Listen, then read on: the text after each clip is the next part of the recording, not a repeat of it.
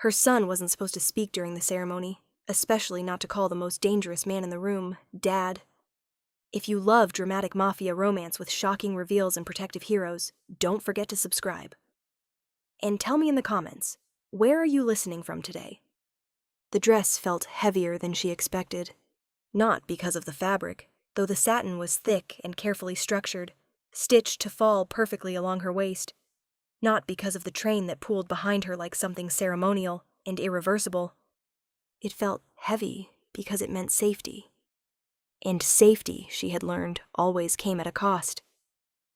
Clara stood in front of the mirror in the small bridal suite overlooking the manicured gardens, fingers pressed lightly against the cool glass as if steadying herself. Outside, white chairs lined a narrow aisle between trimmed hedges and late summer roses. Soft music drifted faintly through the walls. Guests were arriving, smiling, adjusting ties, complimenting the weather. Ordinary people, living ordinary lives.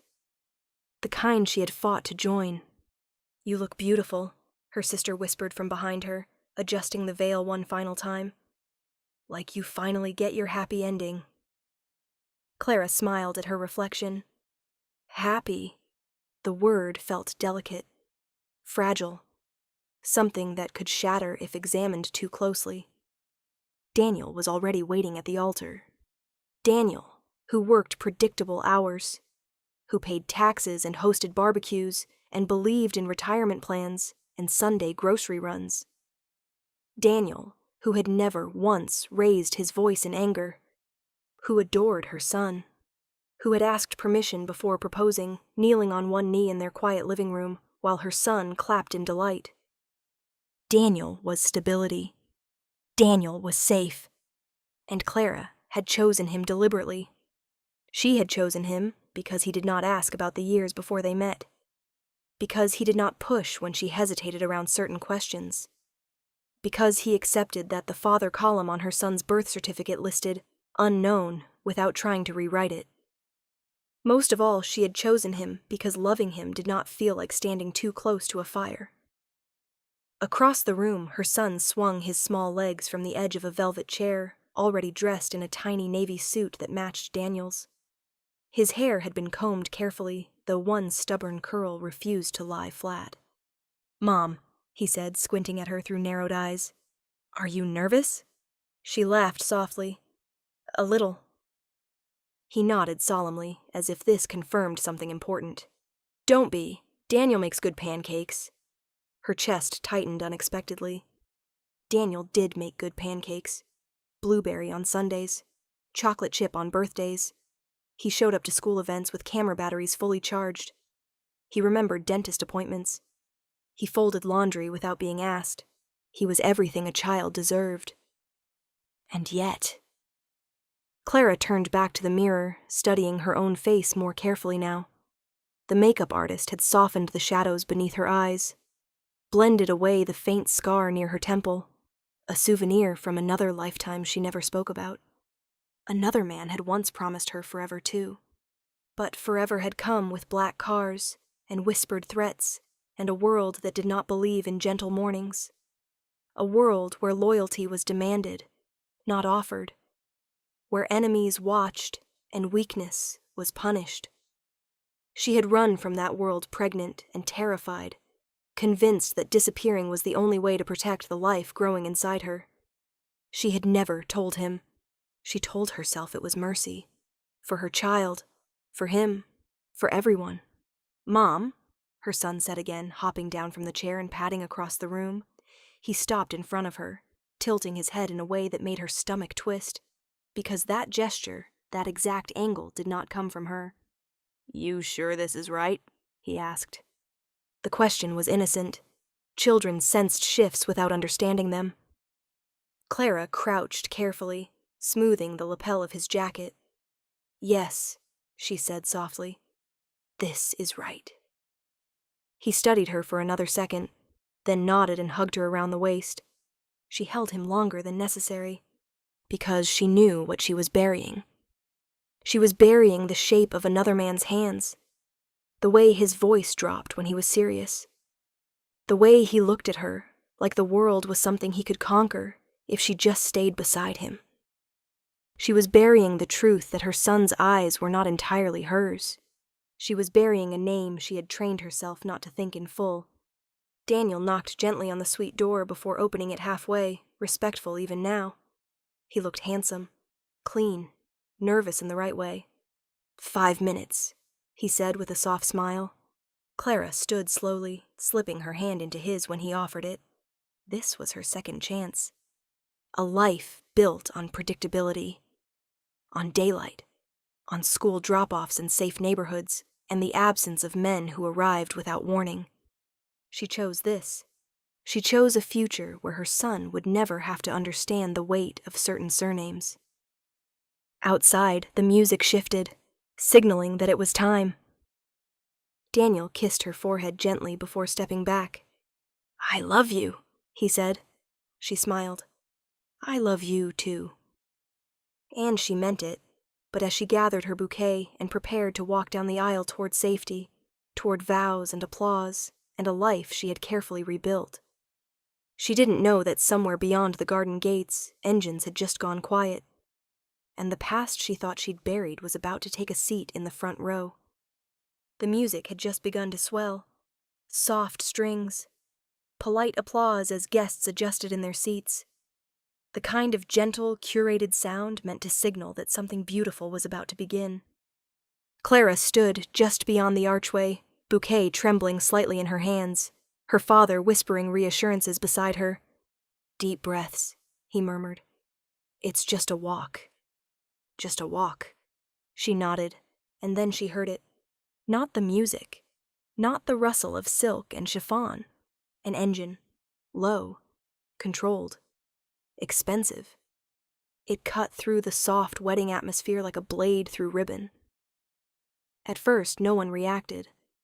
Most guests were turned toward the aisle, toward Daniel waiting at the altar, hands clasped tightly in front of him, jaw tense but smiling. Then came a second engine, then a third. The sound didn't roar. It purred, and somehow that was worse. Clara's stomach dropped so suddenly she thought she might faint. Her fingers tightened around the bouquet until the stems bit into her palm. She knew that sound. Her father frowned slightly, glancing toward the garden entrance. "Delivery truck," he muttered. But delivery trucks didn't arrive in formation. The strings continued playing, brave and oblivious, as the iron gates at the end of the driveway swung open with a mechanical groan that seemed too loud in the fragile air. Heads began to turn. Whispers rippled gently through the first few rows.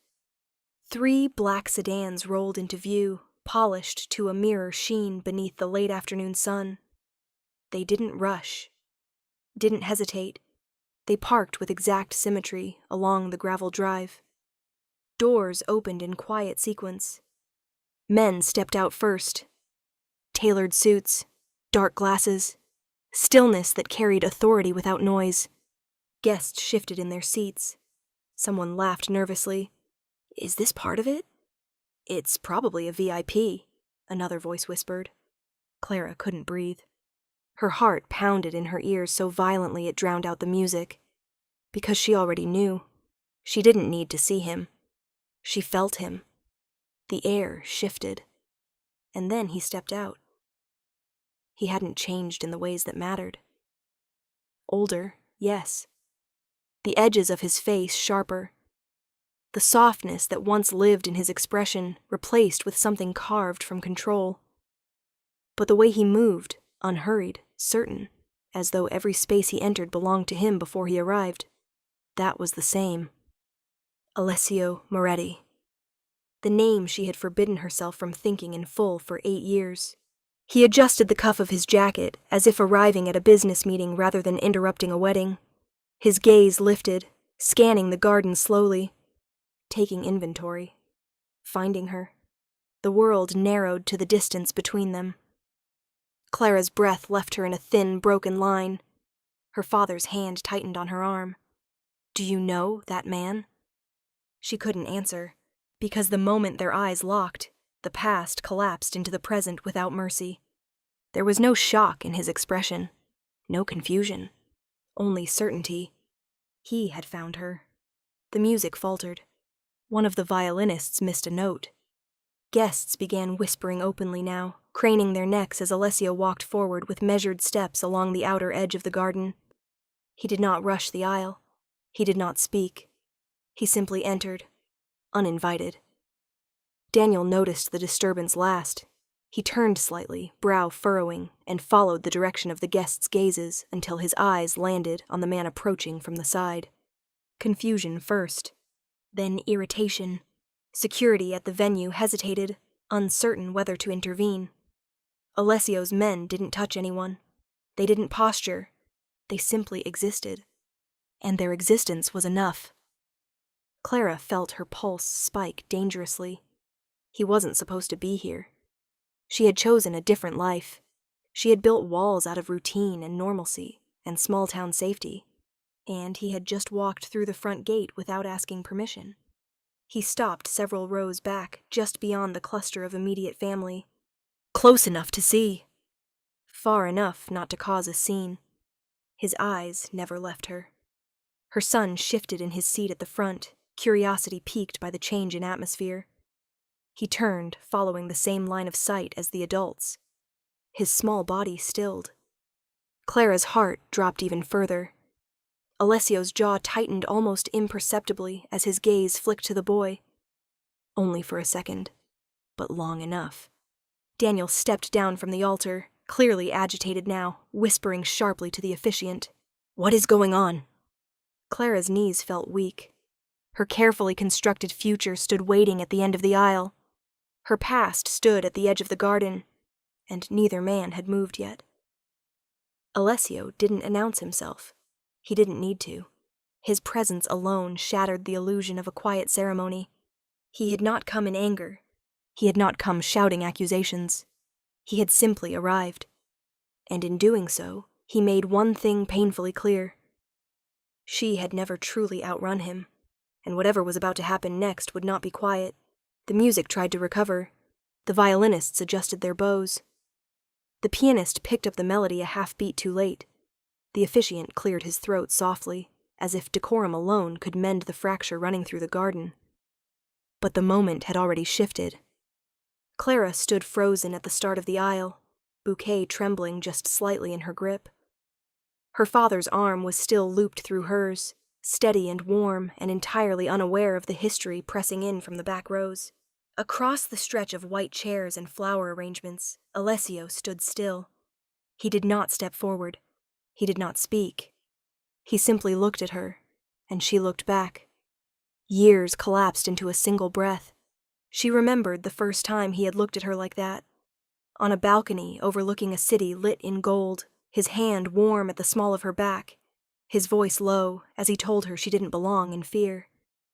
She remembered the last time too, the argument, the storm, the moment she realized love could become a liability. She had left without saying goodbye. Now he stood in daylight, dressed in restraint and authority, eyes dark and unreadable.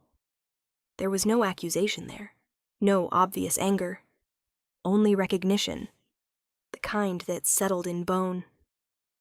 Daniel noticed the change in her posture before he understood its cause. He stepped slightly away from the officiant, eyes narrowing as he followed her gaze. "What's wrong?" he murmured under his breath. Clara swallowed. "Nothing," she said automatically. But it wasn't nothing. The guests felt it too. Whispers threaded through the chairs like wind through leaves. "Who is he? Is that part of the ceremony?" "He looks like security. No, he's not with the venue." Heads turned openly now, phones shifted in hands. A few people subtly began recording. Alessio did not acknowledge them.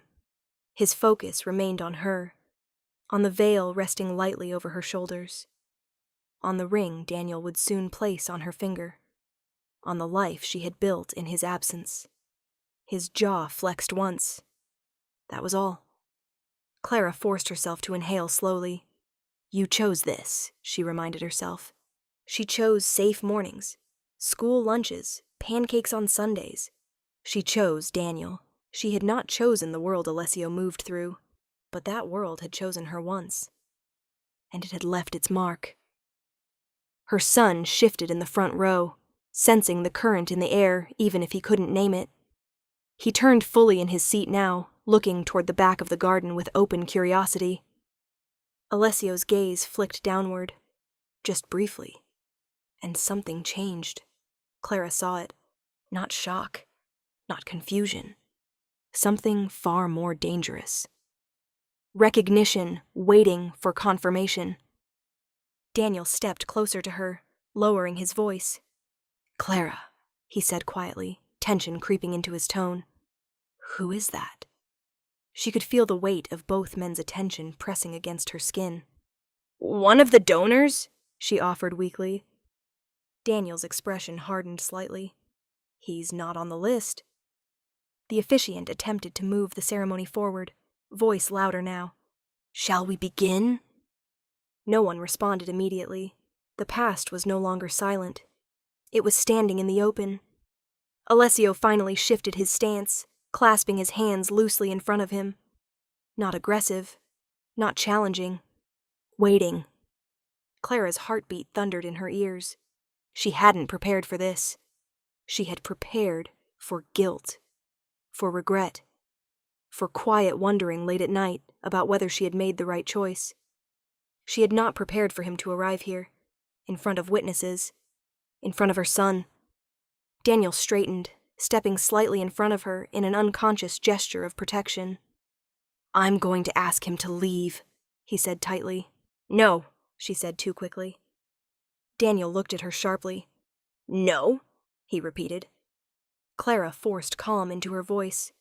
"It will cause a scene." "And this isn't already one?" Daniel's jaw tightened. A guest coughed uncomfortably. Another shifted loudly in her chair. Alessio's gaze never wavered. There was something steady in it. Not a plea. Not a threat. A question. "Is this what you want?" Clara felt tears sting unexpectedly behind her eyes. She did want this life. She wanted safety. She wanted her son to grow up without knowing the weight of certain names. But standing there, staring across the aisle at the man she once loved with reckless devotion, she also felt the truth pressing in like a rising tide. You can't bury blood. Daniel stepped forward, taking a single step down the aisle toward the back rows. "Sir," he called out, voice polite but edged, "if you're not here for the ceremony." Alessio lifted one hand slightly, not in surrender, not in defiance, just acknowledgement. "I'm here for the ceremony," he said calmly. His voice carried easily across the garden. Guests fell silent. Daniel stopped walking. Clara's stomach dropped, because she knew exactly what that meant. The ceremony was no longer just hers. It belonged to the past now, too. And across the aisle, under open sky and public scrutiny, the man she ran from waited. Not to interrupt, but to witness. The adults were trying too hard to be normal. That was what made it obvious. The music had resumed, softer now.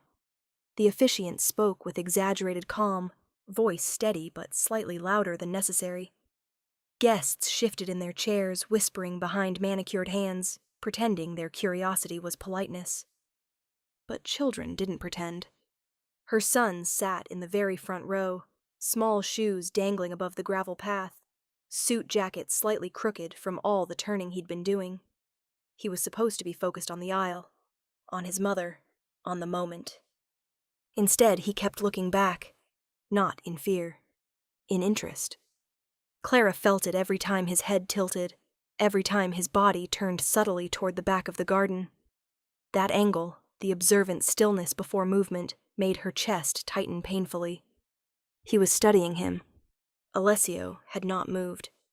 He remained standing at the edge of the ceremony, posture relaxed but deliberate. Hands clasped loosely in front of him, not slouched, not rigid, controlled, present. Her son's gaze lingered on him as though trying to solve a quiet puzzle. Children recognized patterns long before adults admitted them. He shifted forward in his seat, elbows resting briefly on his knees. Watching. Alessio's gaze found him again, and this time it stayed. Not long enough to draw attention from the guests. Long enough for Clara to notice. There was something restrained in the way Alessio held himself. Something careful. He wasn't scanning exits anymore. He wasn't assessing the crowd. He was focused on one small figure in a navy suit. Her son frowned slightly, as if thinking. He'd inherited that expression too. That quiet internal measuring of space. Clara forced herself to look away from the back rows and focus on Daniel's face at the altar. Daniel was smiling, determined, pretending nothing had shifted. But she felt it. The alignment, the posture, the stillness. Her son's shoulders squared unconsciously, the same way Alessio's did when he entered a room. The way he held eye contact without flinching. The way he didn't fidget when something demanded attention. He wasn't afraid. That was the most dangerous part. Children were instinctive about fear. They recoiled from raised voices, from sharp movements, from aggression. Her son didn't recoil. He leaned in. He turned fully in his chair now, drawing a few amused looks from guests nearby. "Face forward," her sister whispered gently from behind him. He nodded absently, but didn't obey right away. He lifted his chin slightly. Alessio mirrored the movement without realizing it. Clara saw it happen and felt the air leave her lungs. Not imitation, reflection. A small hand lifted to adjust the cuff of his jacket. Across the aisle, Alessio adjusted his own cuff a heartbeat later. It was subtle. So subtle no one else would notice. But Clara had loved that man once.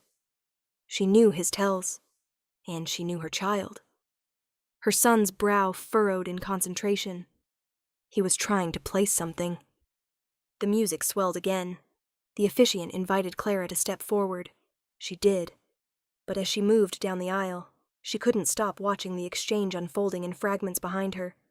Her son leaned slightly into the aisle now, as if wanting a better view. Alessio shifted his stance, just enough to meet the boy's line of sight more directly. No smile, no wave, just presence.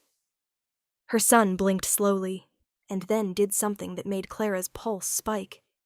He stopped fidgeting. Completely. He went still, like he did when listening to something important. Like he did when learning something new. Stillness. It wasn't learned from her. Daniel had noticed now, too. He followed the direction of the boy's gaze, jaw tightening as he saw who held it. A flicker of irritation crossed his face. "Why does he keep looking back?" Daniel muttered quietly under his breath as Clara reached the altar. She didn't answer. Because she already knew. Recognition wasn't always loud. Sometimes it was just the quiet awareness of similarity. The way a child sensed familiarity without context. Her son lifted one hand unconsciously, brushing his hair back from his forehead, in a gesture Clara had seen Alessio make countless times. Alessio's breath hitched. It was almost imperceptible. But she saw it. Something fragile passed across his face. Not triumph, not ownership, understanding. The guests continued whispering. The ceremony continued stumbling forward. But in the front row, a child who didn't understand secrets was beginning to connect threads adults had spent years burying. He didn't know about threats, about storms, about running in the night. He only knew what felt familiar. And familiarity had just taken a seat at the back of his mother's wedding. Clara's hands trembled as Daniel reached for them, because she could see it unfolding in real time. Small details, aligned. And once alignment began, it didn't stop. The vows were supposed to steady everything. That was the plan.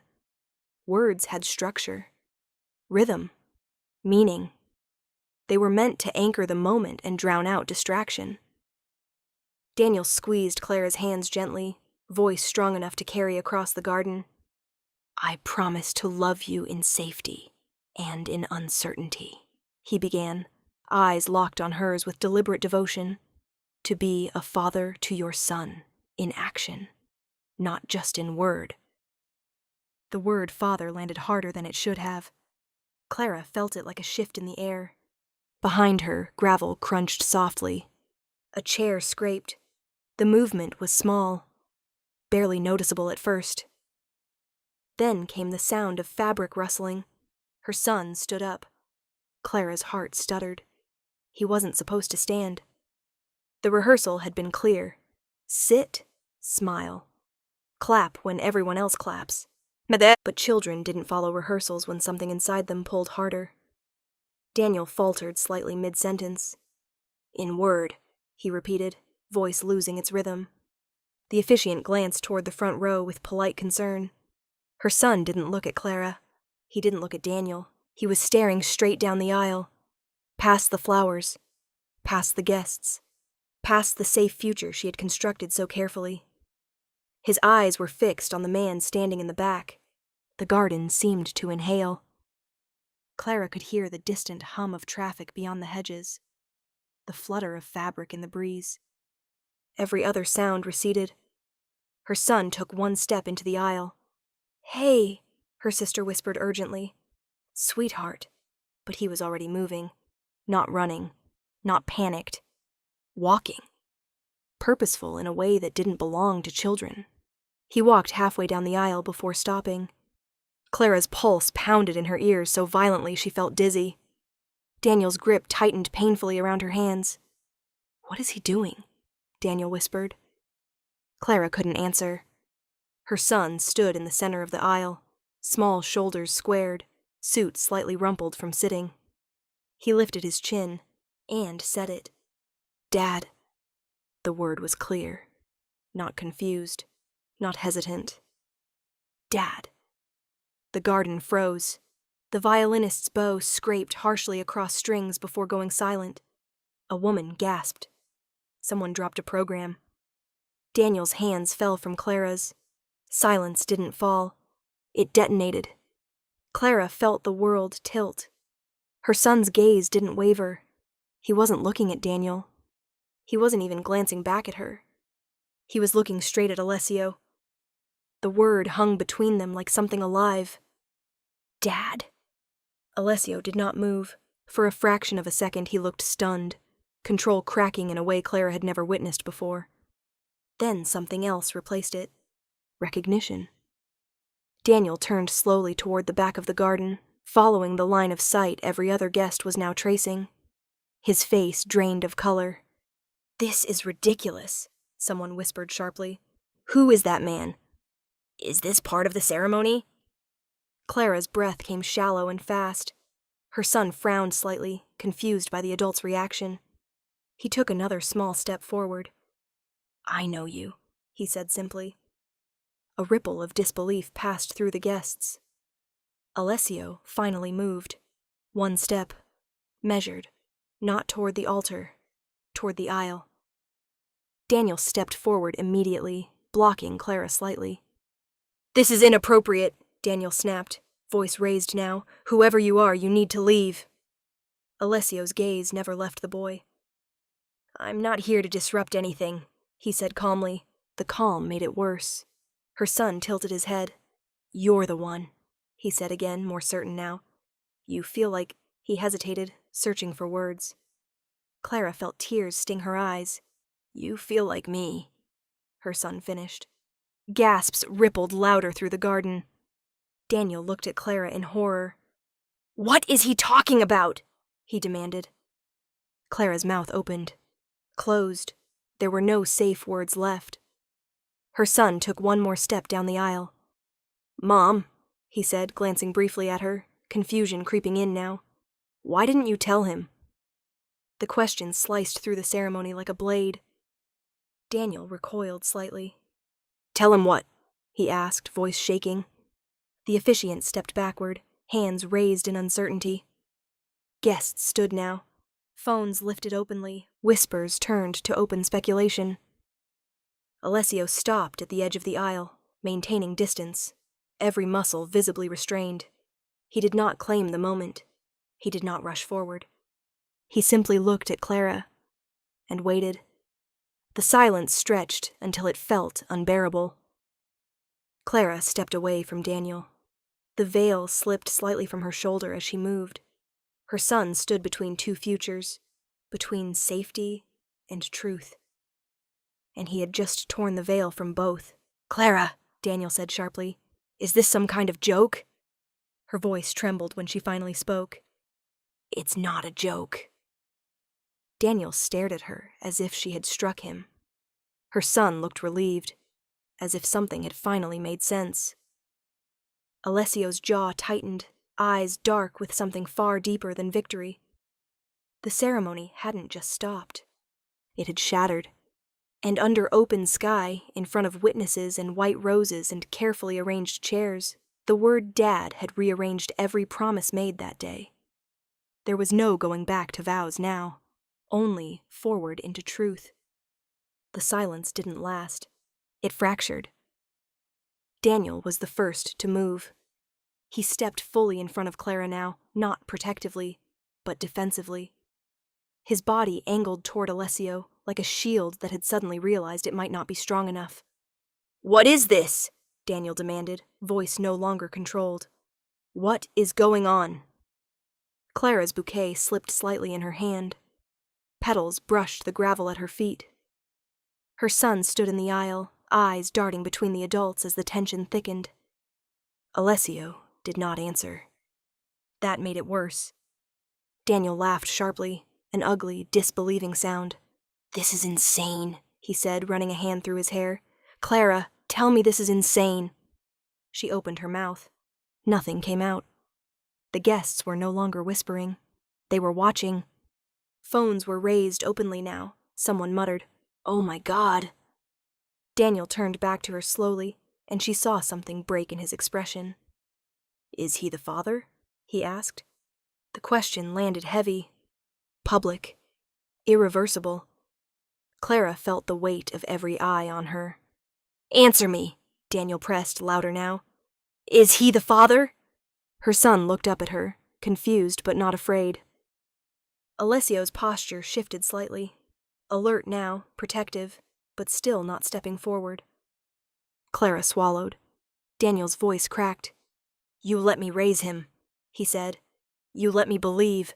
"I never said," she began. "You never denied it," Daniel snapped. Gasps rippled again. A guest near the back stood abruptly, as if unsure whether to leave or stay. Daniel's composure was unraveling. "I asked you," he said, pointing toward the boy. "I asked you if there was anyone else, and you told me no." "I told you there was no one involved," Clara said quietly. "That's not the same thing," Daniel shouted. The word father hung in the air like smoke.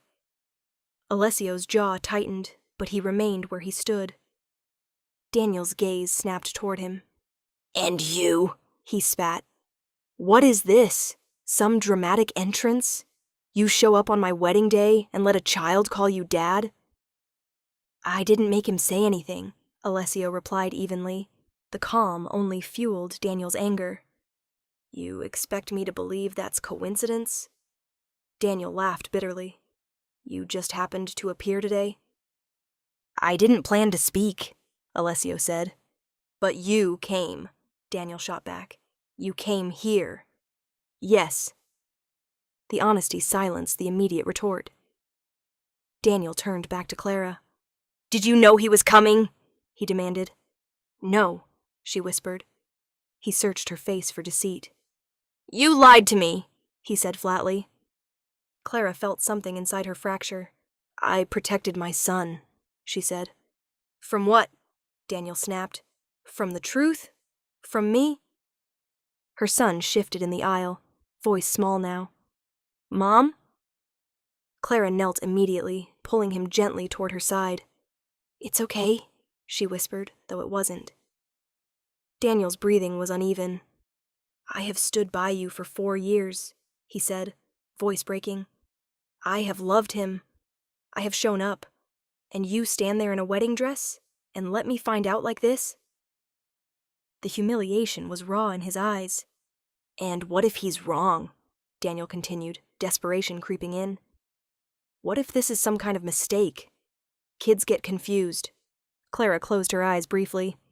You know he's not confused, she said softly. Daniel stared at her. So you admit it, he said. She didn't respond. She didn't need to. Daniel turned back toward Alessio again. Is there proof? He demanded. Or are we all supposed to bow to your presence because you wear a tailored suit? Alessio met his gaze calmly. I don't need anyone to bow, he said. Then what do you need? Daniel shot back. Silence. Alessio's eyes flicked briefly toward the boy. To be acknowledged, he said quietly. The simplicity of it made the guests murmur again. Daniel's laugh was hollow now. Acknowledged? He repeated. You think you can walk in here and just... What? Claim him? I'm not claiming anything publicly, Alessio replied. I'm asking for clarity. Daniel turned to Clara again, fury mingling with heartbreak. Tell me the truth, he said. Right now, in front of everyone. Clara's heart pounded. She looked at her son, at Daniel, at Alessio, at the life she had tried to build on silence. Yes, she said. The word was quiet, but it carried. Yes, she repeated steadier this time. Daniel went still. You knew, he whispered. I always knew, she said. And you let me plan this? His voice cracked. You let me promise him forever? I didn't know he would come, she said desperately. That's not the point, Daniel shouted. Guests began backing away slightly, as though giving space to something combustible. Daniel's eyes hardened. You deceived me, he said coldly. You let me believe I was his father. I let you love him, she said, tears spilling now. That's worse, he replied. The accusation hung between them. Public. Unforgiving. Alessio took one step forward, controlled but firm. This is not the place, he said. Daniel rounded on him. No, Daniel snapped. You don't get to control the place. You don't get to control anything here. He turned back to Clara. I need an answer, he said, voice trembling with anger. Is he my son or not? Clara's gaze didn't waver this time. No. The finality of it sliced through the garden. Daniel inhaled sharply, as if struck. Around them, white roses trembled in the breeze. The wedding arch stood untouched. The vows lay unfinished. And in the wreckage of promises and carefully curated futures, Daniel understood what the guests already suspected. This ceremony had never belonged solely to him. It had belonged to a truth that refused to stay buried. And now, standing humiliated before witnesses and cameras, and a child caught between men. He issued his ultimatum. If you walk away from this altar, he said, voice low and shaking, you walk away from me. Completely. Clara felt the weight of it. Safety or truth. Daniel waited. Alessio remained silent. Her son clutched her hand, and the future split in two. Daniel's ultimatum still hung in the air when Alessio finally moved. Not fast, not aggressive. One step forward into the aisle. The gravel shifted beneath his shoes, the sound sharp in the silence that followed Clara's answer. No, the word had split the ceremony cleanly in half. Daniel stood rigid at the altar, face pale with fury and humiliation. Clara knelt beside her son, one arm wrapped protectively around his shoulders. Guests leaned forward openly now, no longer pretending discretion. Alessio didn't look at Daniel first. He looked at the child, then at Clara, and only then did he address the room. I am his father. The statement was steady, not loud, not dramatic. Just truth placed carefully in the open. A collective intake of breath moved through the garden. Daniel let out a bitter laugh. You don't get to just say that. I'm not asking permission to say it, Alessio replied calmly. Clara felt the shift immediately. The argument had been emotional, chaotic, reactive. Alessio's voice brought structure, not control over her, control over the narrative. Daniel took a step forward. You think you can walk into my wedding and announce something like that? I didn't announce it, Alessio said evenly. He did. The simplicity of it left no room for dramatics. Daniel's eyes flicked toward the boy, who stood quietly now, small fingers curled in Clara's dress fabric. He looked confused, but not afraid. Alessio crouched slightly, not close enough to crowd the child, not far enough to appear detached. I didn't come to humiliate anyone, he said, gaze steady. I came to confirm what I already suspected. And now? Daniel snapped. Alessio rose slowly to his full height. Now I take responsibility. The word responsibility landed differently than Father had. Guests shifted again. Clara saw it happening, the way perception recalibrated. He wasn't claiming the boy like property. He wasn't posturing. He wasn't threatening Daniel. He was positioning himself as accountable. Daniel scoffed. Responsibility? After 8 years? Yes. The answer came without hesitation. Clara's chest tightened. Daniel ran a hand through his hair again, pacing slightly at the altar. You expect applause for that? I expect scrutiny, Alessio replied. And I accept it. The calm unsettled people more than anger would have, because anger was predictable. Restraint was not. Daniel's voice cracked again. You don't know him.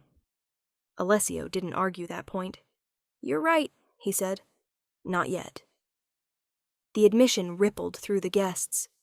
Clara felt something fragile inside her shift. Daniel looked thrown by the lack of defensiveness. You think money fixes this? Daniel demanded. You think showing up with cars and suits makes you a father? Alessio's gaze didn't waver. No, he said. Presence does. The word hung there. Presence. Not blood alone, not wealth, not dominance. Clara felt tears sting her eyes. Daniel turned back to her, desperate now. He's manipulating this. You can see that. But she wasn't seeing manipulation. She was seeing a man who had chosen not to deny what could destroy her wedding. Alessio stepped fully into the center of the aisle now. He addressed the guests directly. This is not a spectacle, he said calmly. This is a family matter that should have been handled privately. That failure is mine. A murmur moved through the crowd. Failure, not accusation. He continued. I will not demand anything today. Not custody. Not recognition beyond what the truth requires. Daniel stared at him in disbelief. You're enjoying this, Daniel said bitterly. Alessio's jaw tightened slightly. No, he replied. And for the first time, Clara saw something unguarded in his expression. Regret. I am correcting it, he said quietly. Daniel shook his head. You think you can just step in and replace me? I'm not replacing anyone, Alessio said. If you love him, that doesn't vanish because of biology. The guests fell even quieter. Clara's heart pounded. This wasn't conquest. It was acknowledgement. Alessio turned to her fully now.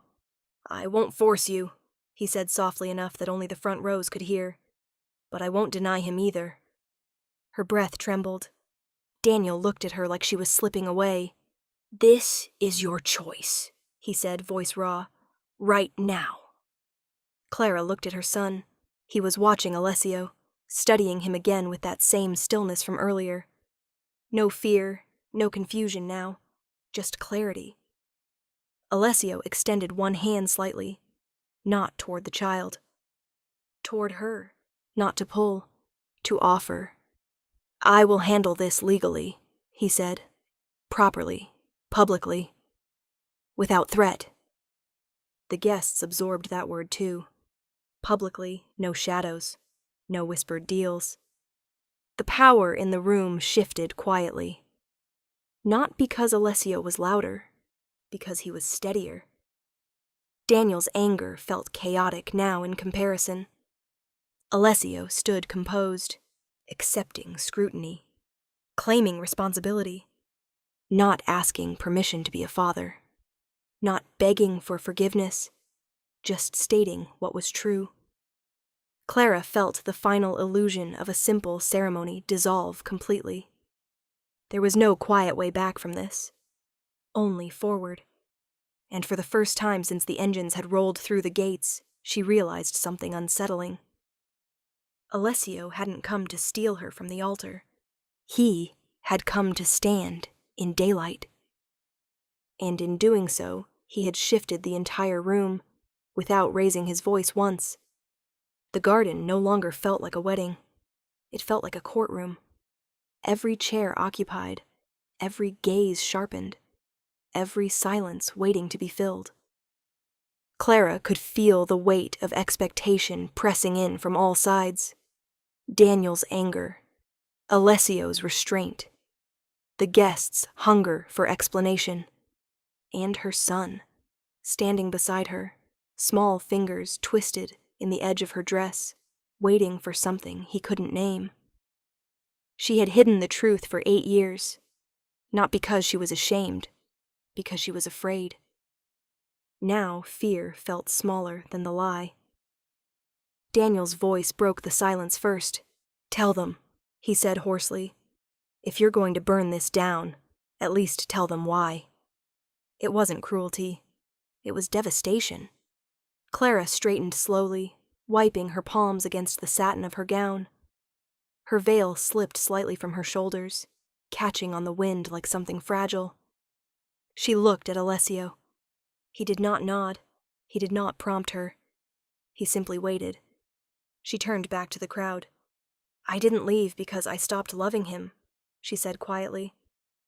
The confession moved through the garden like a ripple. Daniel flinched. Alessio's jaw tightened. "I left because someone made it very clear that staying would cost more than I could survive." She swallowed hard. "You all see a man in a suit," she continued, gesturing faintly toward Alessio. "You see money, influence, control." A few guests shifted uncomfortably. "What you don't see," she said, "are the enemies that come with that." Silence deepened. "There was a night," she said slowly, voice trembling despite her effort to steady it, "when the power went out in our apartment during a storm. Not an accident. Not weather." Alessio's expression shifted, sharp, alert. "I was 7 months pregnant," she went on. "The phone lines were cut. The building security disappeared. And someone knocked on the door." Her son looked up at her, confused by the change in tone. She brushed a hand gently over his hair before continuing. "They didn't break in," she said. "They didn't need to. They just left a message under the door." Her fingers curled as if remembering the paper. "A child is leverage," she recited softly, "and leverage gets used." A collective breath caught in the guests' throats. Daniel stared at her in disbelief. "You never told me that," he whispered. "I never told anyone," she replied. Her gaze returned to Alessio. "You were already at war with people I didn't understand," she said. "You told me you could protect me." "I could," he said quietly. "I know," she answered, and her voice broke. "That's why I left." The honesty stunned even him. "I knew what you would do if you found out someone threatened me," she continued. "You would burn the city down looking for them." His silence was confirmation. "And if you did that," she said, "they would escalate. They would come harder. They would prove their point." Daniel's anger softened into something more complicated. "So you ran," he said slowly. "I ran," she confirmed. She looked at her son again. "I didn't run from love," she said. "I ran from risk." The wind lifted her veil slightly and she let it fall. "I changed hospitals," she admitted. "I had my name removed from certain records. I didn't list a father because I thought anonymity was armor." Her son frowned. "Mom?" he asked softly. She crouched in front of him, hands on his shoulders. "I thought I was protecting you," she said gently. "From what?" he asked. "From grown-up problems," she whispered. She stood again, facing the guests. I told myself he was safer not knowing, she said. Safer if no one could trace him back to anyone powerful enough to make enemies nervous. Alessio's eyes darkened. You didn't trust me, he said quietly. I trusted you too much, she replied. That landed harder. Because I knew if I told you, she continued, you would choose war over caution. His jaw flexed. She wasn't wrong. I thought distance would cool everything down, she said. I thought if I disappeared quietly, the threats would follow someone else. Daniel exhaled slowly. And they did? He asked. For a while, she said. The guests listened without interruption now. No whispers, no phones, just truth. I built a life where no one knew your name, she said to Alessio. No one knew mine from before. I chose safety. I chose predictable. Her voice softened. I chose pancakes and school plays and neighborhood barbecues. Daniel's throat tightened at that. And today, she finished, I was about to choose it permanently. Silence held the garden in suspension. Alessio stepped closer, not dominating, not interrupting. You should have told me, he said quietly. I couldn't risk you reacting, she answered. A flicker of pain crossed his face. You think I wouldn't have chosen you? He asked.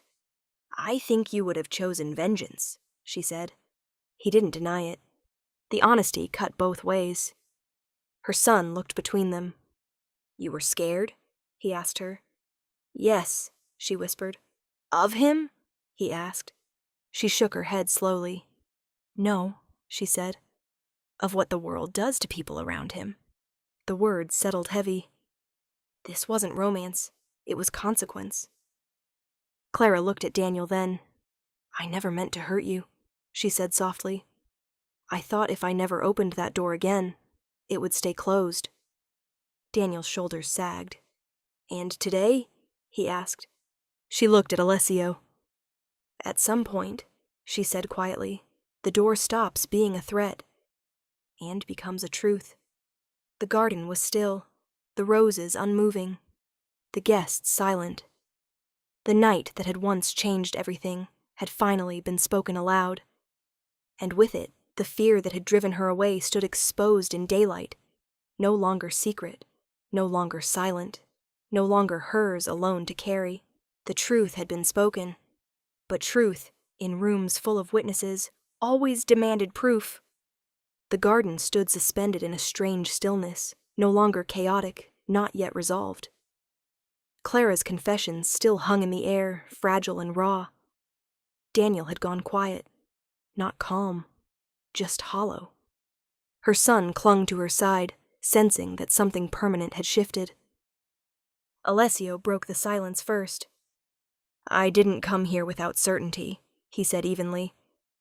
Daniel let out a humorless breath. Certainty? He repeated. You have a feeling, that's not certainty. Alessio's gaze didn't waver. It's more than a feeling. Clara looked at him sharply. He hadn't told her everything.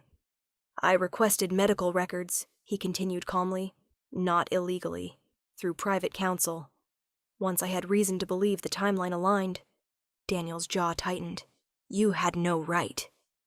I had a responsibility, Alessio corrected. Clara's pulse quickened.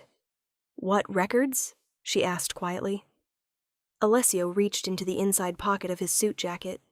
The movement was slow, deliberate, not theatrical. He withdrew a thin envelope.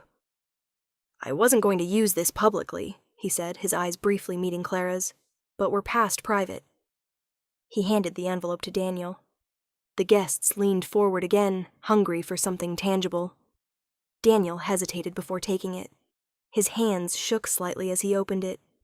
Inside were copies, hospital records, blood work summaries, a highlighted page. Clara recognized the header instantly. The hospital she had left before sunrise. Daniel scanned the pages quickly at first, then slower. His breathing changed. What is this? He asked hoarsely. A neonatal screening, Alessio replied. Routine at birth. Daniel's eyes darted across the paper again. It lists a rare genetic marker, Alessio continued calmly. One that runs in my family. Dominant. Traceable. Clara's stomach dropped. She remembered the pediatrician mentioning something about unusual markers. Something minor. Something manageable. She hadn't thought about it since. Daniel's lips parted. That doesn't mean... It does, Alessio interrupted quietly. When combined with the Rh factor discrepancy... Daniel blinked. Clara felt dizzy. Alessio didn't look proud. He looked restrained. The child's blood type is AB negative, he said. Clara is O positive. Daniel's face paled. And you're A positive, Daniel snapped. Yes, Alessio replied calmly. But my father is AB negative, as was my grandfather. It's documented. The murmurs returned. Daniel's fingers tightened around the paper. This could be coincidence, he insisted weakly. It could, Alessio agreed, if it were only that. He reached into the envelope again and removed a second document. A timeline, he said. Hospital admission date. Estimated conception window. You were overseas at the time. Daniel froze. Clara's breath caught. You told me that trip was later, Daniel said slowly, eyes flicking toward her. It was, she whispered. I adjusted dates when we started seeing each other. I didn't think it would matter. Daniel's eyes closed briefly. The math was undeniable now. Guests began whispering openly again. Someone near the back said softly, Oh God. Alessio's voice remained level. I've also initiated formal DNA testing, he said. Expedited. The results are pending. They'll confirm what this already suggests. Clara's heart pounded painfully. You went that far? She asked. I had to, he replied. Daniel stared at the documents like they were foreign objects. You let me sign school forms, he said faintly. Doctor releases. You let me list myself as emergency contact. I never listed you as father legally, Clara said softly. I left that blank. Daniel looked up at her then, and in that look, something collapsed. You knew, he said. She nodded slowly. I hoped it wouldn't matter, she whispered. Alessio stepped closer, voice still measured.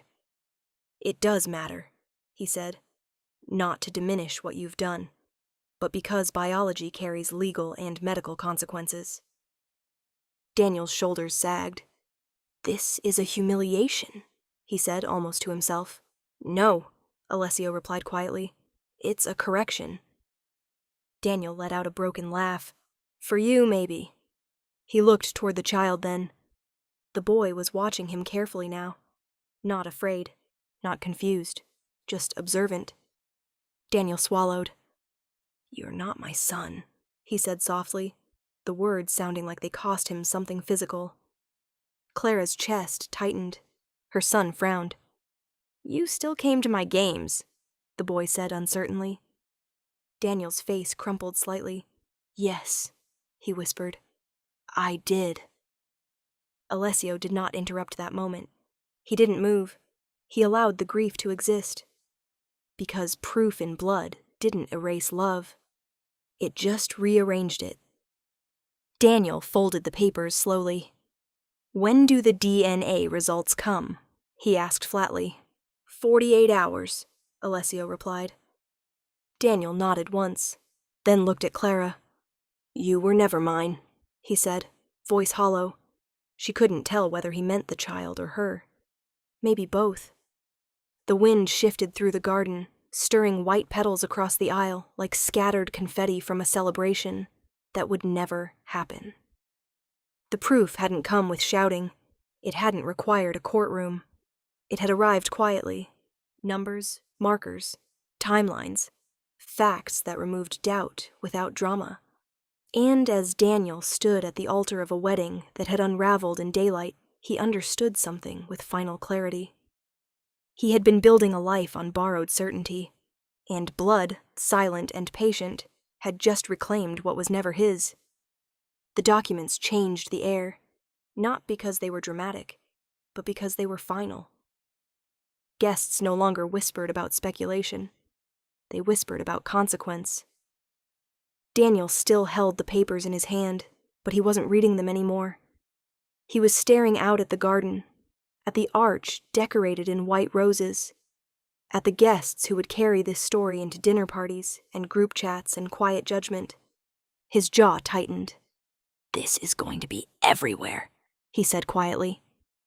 Clara heard the shift in his voice. Not heartbreak. Calculation. He turned slowly toward her. "You understand that, right?" he pressed. "Do you know what this looks like?"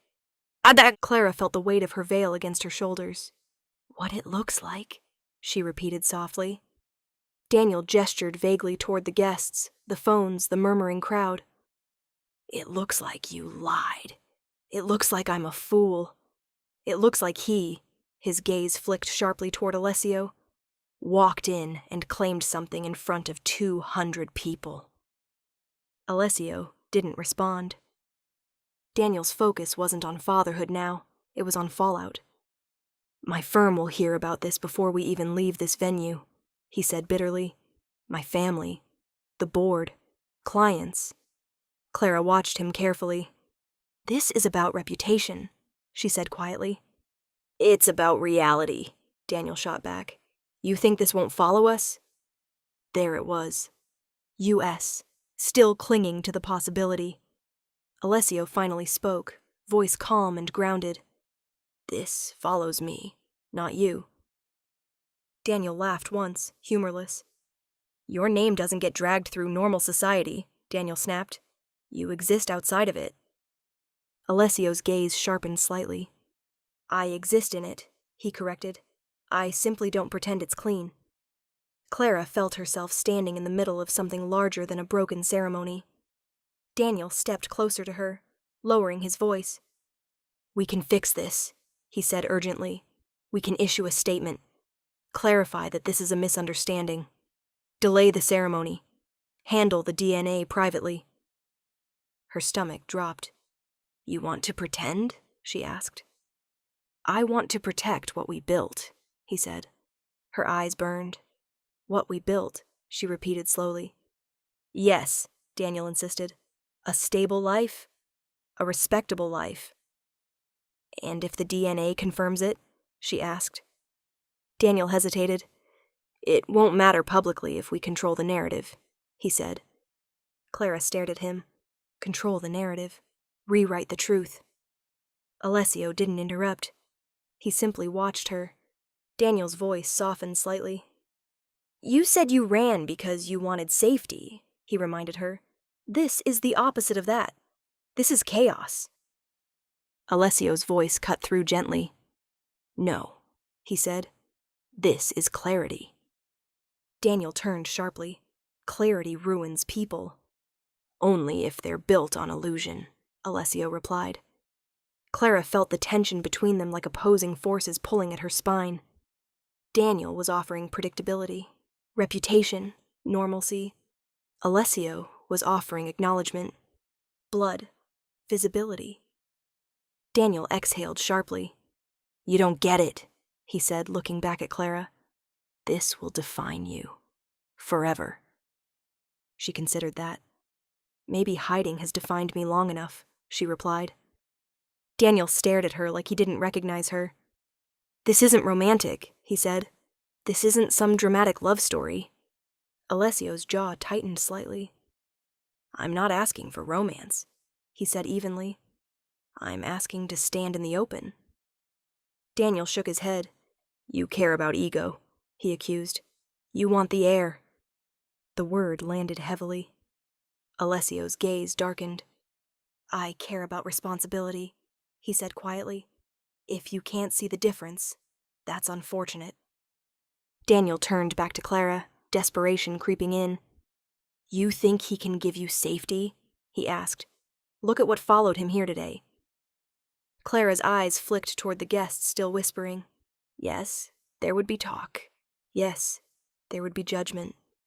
But she also saw something else. Her son, standing quietly beside Alessio now, not clinging, not afraid. just present. He looked less confused than he had earlier, more certain. Daniel noticed it too. He swallowed. "He doesn't even know what this means," Daniel said softly. Clara shook her head. "He knows what honesty feels like," she said. Daniel's expression hardened again. "So that's it?" he asked. "You throw away stability for authenticity?" She felt the word settle in her chest. Authenticity. She had been performing safety for years, adjusting dates, leaving blanks on forms, rehearsing explanations. "I'm not throwing anything away," she said quietly. "It's already gone." Daniel's shoulders sagged. He looked at the guests again, at the cameras, at the white arch waiting for vows that would never finish. "This will cost you," he said softly. Alessio answered before she could. "I will carry the cost." Daniel scoffed. "You can't carry social ruin for her." Alessio's gaze flicked briefly toward Clara, then back. "I can carry what follows my name," he said calmly, "and I will." The difference crystallized in that moment. Daniel was protecting image. Alessio was claiming blood. And Clara was standing between the two versions of safety she had once believed were the same. She removed her veil slowly. The motion was quiet, deliberate. The guests went silent again. "This isn't about scandal," she said, voice steady now. "It's about whether I keep pretending." Daniel's eyes closed briefly. "And your answer?" he asked. She looked at her son, then at Alessio, then back at Daniel. "My answer is that I'm done pretending," she said. The garden held its breath. Reputation could be repaired. Truth could not be reburied. And in choosing authenticity over illusion, Clara understood something with painful clarity. Safety built on silence was never real to begin with. The veil felt heavier than it had an hour ago, not physically, emotionally. It clung to Clara's shoulders like expectation, like something soft meant to blur edges and smooth over inconvenient truths. She reached up and lifted it away, not dramatically, not angrily, carefully. The lace slid through her fingers and fell against her arm. Gasps rippled softly through the guests again, but this time they weren't shocked. They were witnessing. Daniel watched her as if the movement had struck him. "You don't have to do this," he said quietly, voice stripped of anger now. "We can pause, think, regroup." She looked at him with something that wasn't pity. It was gratitude. "You deserve someone who walks toward you without looking back," she said gently. His jaw tightened. "And you think that's him?" he asked, glancing toward Alessio. She shook her head. "This isn't about him." Alessio didn't interrupt. He didn't move. He let her speak. Clara exhaled slowly, feeling the weight of every guest's gaze. "For years," she said, voice steady but soft, "I built a version of myself that fit inside safety. I chose predictability. I chose quiet." Daniel's expression softened slightly. "And that was wrong?" he asked. "No," she said immediately. "It was necessary." The wind moved lightly through the roses above the arch. "But necessary doesn't mean permanent," she continued. Her son stood a few steps away now, watching her with wide, attentive eyes. She stepped down from the altar platform, closing the distance between them. She took his hand. "I told myself that marrying you meant closing a door," she said to Daniel, "and for a while, I believed that was strength." Daniel's throat bobbed. "But today," she whispered, "I realized I would be standing here pretending something fundamental didn't exist." She glanced toward Alessio briefly, not for approval, not for reassurance, for acknowledgement. "I won't start a marriage with omission," she said. Daniel's voice cracked. "So this is it?" Clara nodded slowly. "Yes." The word landed gently this time. Final. Daniel looked down at the rings waiting on the small velvet cushion beside the officiant. He laughed once under his breath, not cruelly, just broken. "I would have loved him anyway," he said quietly. Clara's chest tightened. I know, she replied, and that wasn't enough. She swallowed. It wasn't honest. Daniel closed his eyes briefly. The guests were silent now. No one shifted. No one whispered. This was no longer spectacle. It was decision. Clara turned slightly, positioning herself fully between both men. I'm not choosing chaos, she said softly. I'm choosing truth. Daniel opened his eyes again. And what does that give you? He asked. She looked down at her son. It gives him clarity, she said. Her son squeezed her hand gently, as if understanding that something important was happening. Alessio finally stepped forward, but not toward her. Toward Daniel. Measured. Respectful. You showed up for him, Alessio said quietly. Daniel stiffened. That matters. Daniel's eyes flicked toward him. You don't get to thank me, he said. I'm not thanking you, Alessio replied evenly. I'm acknowledging you. Daniel looked like he didn't know whether to be angrier or more exhausted. Clara watched them carefully. This wasn't a contest. It was transition. She removed the bouquet from her hand and set it gently on the edge of the altar. The symbolism wasn't lost on anyone. I won't marry you today, she said to Daniel. The words hurt to say. She saw it in his face. But I won't marry anyone under a lie either, she added. Her gaze drifted briefly toward Alessio. This isn't a promise to him, she clarified. It's a promise to myself. Alessio's expression softened slightly. Daniel exhaled slowly. So, what happens now? He asked. Clara looked around at the chairs, the arch, the flowers, the guests who would carry this story into their own versions of it. Now, she said quietly, we step away from performance. She turned fully toward her son. Come here, she whispered. He stepped into her embrace. She pressed her forehead briefly against his. I'm not sorry for loving you, she murmured. He smiled faintly. I know, he said. She straightened. The veil rested over her arm now instead of her head. She walked down the aisle, not alone, not claimed by anyone. Just walking. Her son at her side. Alessio did not follow immediately. He gave her space. Daniel remained at the altar, still and silent. The guests parted slightly as she moved through them, creating a quiet path toward the exit. No music played, no applause, just footsteps. As she reached the end of the aisle, she paused. Not for permission, for breath. She looked back once. Daniel stood beneath the arch of roses that would never frame their vows. Alessio stood a few steps behind him, not triumphant, not demanding, waiting. Clara didn't feel fear. She didn't feel regret. She felt something unfamiliar. Relief. Because comfort built on concealment had almost cost her everything. And standing there without a veil, without vows, without illusion, she had chosen truth. The garden emptied slowly. Not all at once, no dramatic exodus, no shouting, but in clusters, whispering groups, side glances. Quiet speculation wrapped in politeness. Clara didn't stop anyone from leaving. She didn't try to explain further. There was nothing left to clarify. The arch of white roses stood untouched behind her, a symbol of a ceremony that had transformed into something else entirely. Her son's hand was warm in hers. That steadiness mattered more than the fallen bouquet, more than the abandoned rings, more than the echo of unfinished vows. Daniel had already stepped away, dignified in his departure, even in heartbreak. She would always respect that. But his path no longer intersected with hers.